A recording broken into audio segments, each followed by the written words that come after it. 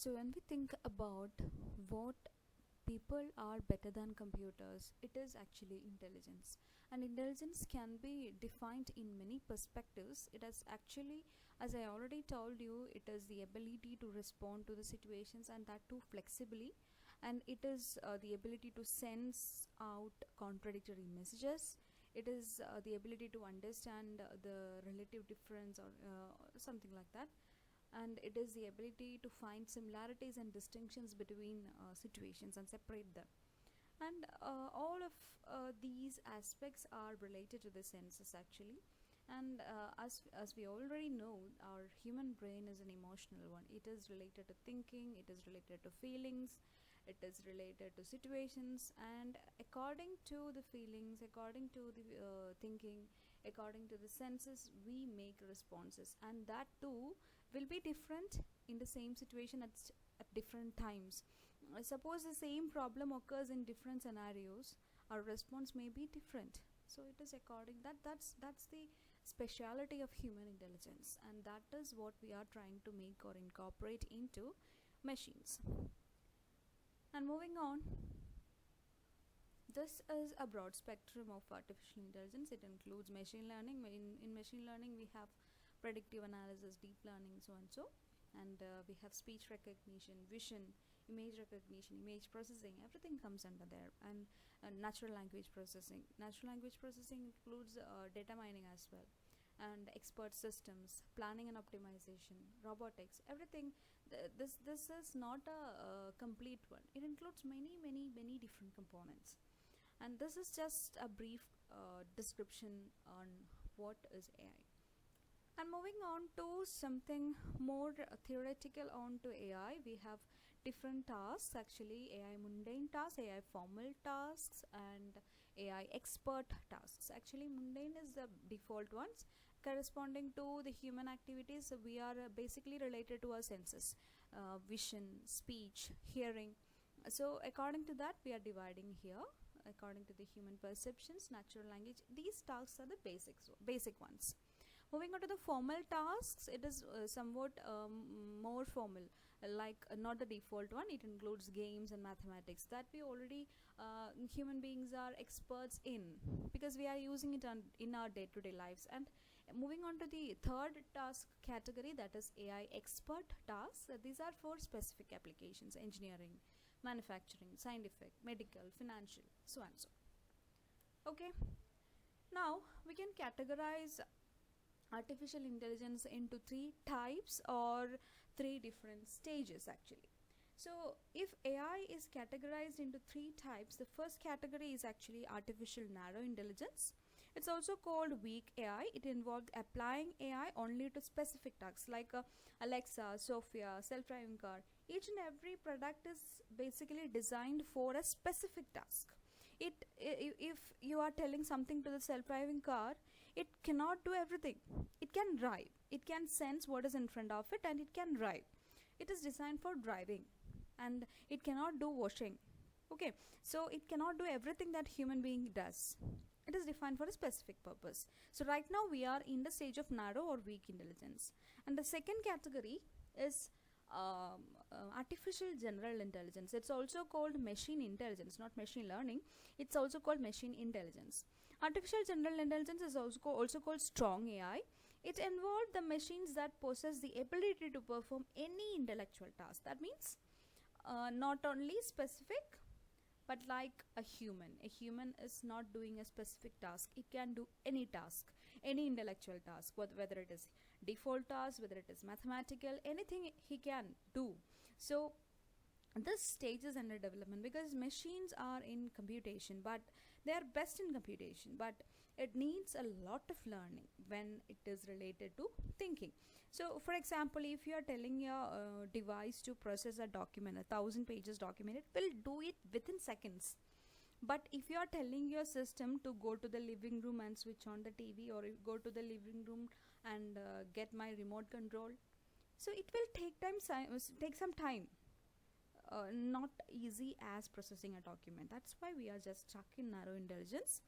And the third category is artificial superintelligence. It is machine consciousness. That means a machine act smarter than a human. That means it is a term referred when a computer or a machine surpasses the human capabilities. Presently, it's just a hypothetical situation. It's like what we see in movies. Okay, and the areas of AI. I just want to explain this together with the applications of AI, the areas where AI is most commonly used in. We are using it in expert systems, natural language processing systems, speech recognition system, computer vision, and then intelligent computer assisted instructions, automatic programming, planning and decision support.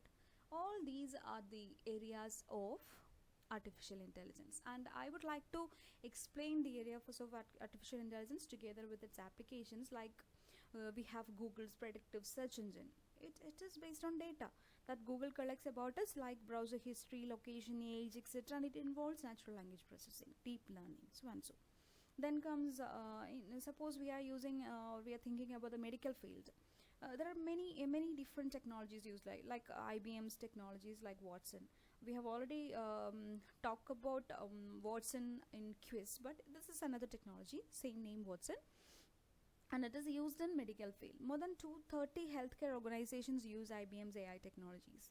In 2016, this technology helped to cross-reference about 20 million oncology records quickly and correctly diagnose a rare leukemia in seconds. That doctors are taking a lot of time doing testing and different types of medicinal experiments. This device done the same task within seconds. So this is a great achievement. And some more applications that we are more related to is like Facebook, Twitters, etc. And if you are thinking about Facebook, it's a social networking site, as we know. It uses AI in face verification. Like there is technologies like machine learning and deep learning. So it detects facial features and tag your friends automatically, auto tagging system. This is an application of AI in Facebook. And if you are thinking about Twitter, it also provide AI features to detect any type of hate speeches, terrorist languages in tweets. They have found millions of terrorist links by this, and 95% of these were found by non-human AI machines. So think, it is a great achievement.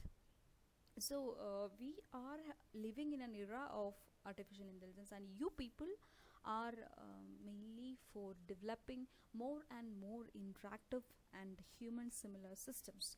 And thinking more on AI applications, we have virtual assistants like Siri, Alexa, and new one by Google Duplex.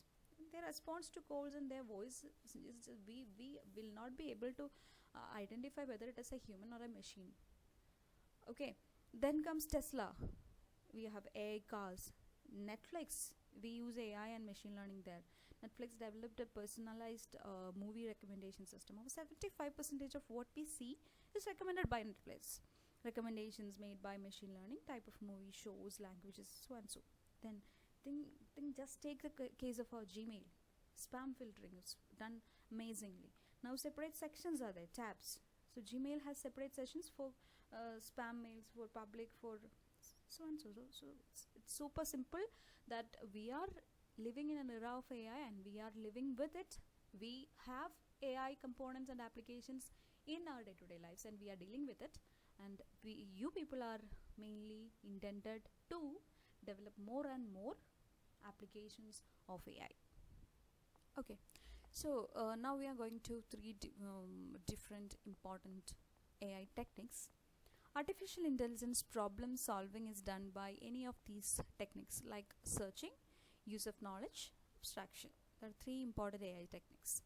So the first one is searching, and you people are going to solve problems mainly using searching. Different types of searchings are there, and we will deal with in later slides. Okay, so searching is actually, it provides a way of solving problems for which no more direct approach is available.